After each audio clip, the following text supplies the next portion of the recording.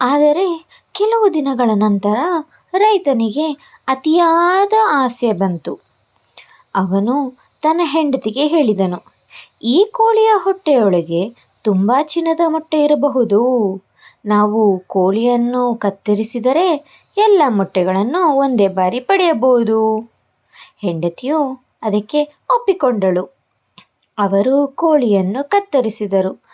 ಆದರೆ ಕೋಳಿಯ ಹೊಟ್ಟೆಯೊಳಗೆ ಒಂದು ಮೊಟ್ಟೆಯೂ ಇರಲಿಲ್ಲ. ಹೀಗಾಗಿ ಅವರು ಪ್ರತಿದಿನ ಸಿಗುತ್ತಿದ್ದ ಚಿನ್ನದ ಮೊಟ್ಟೆಯನ್ನು ಕಳೆದುಕೊಂಡರು. ಅವರ ಆಸೆಯಿಂದ ಮತ್ತೆ ಅವರು ಬಡವರಾದರು. ಕಥೆಯ ನೀತಿ: ಅತಿಯಾದ ಆಸೆ ವಿನಾಶಕ್ಕೆ ಕಾರಣ. ನಮಗೆ ಇರುವುದರಲ್ಲಿ ಸಂತೋಷವಾಗಿ ಇರಬೇಕು.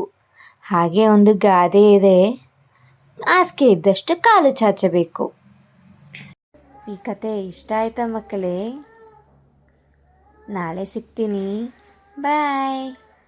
ಮತ್ತಷ್ಟು ಕುತೂಹಲಕಾರಿ ಕತೆಗಳಿಗಾಗಿ ಲೈಕ್, ಶೇರ್, ಸಬ್ಸ್ಕ್ರೈಬ್ ಮಾಡಿ. ಹಾಗೆ ಗಂಟೆ ಹೊಡೆಯೋದನ್ನು ಮರಿಬೇಡಿ.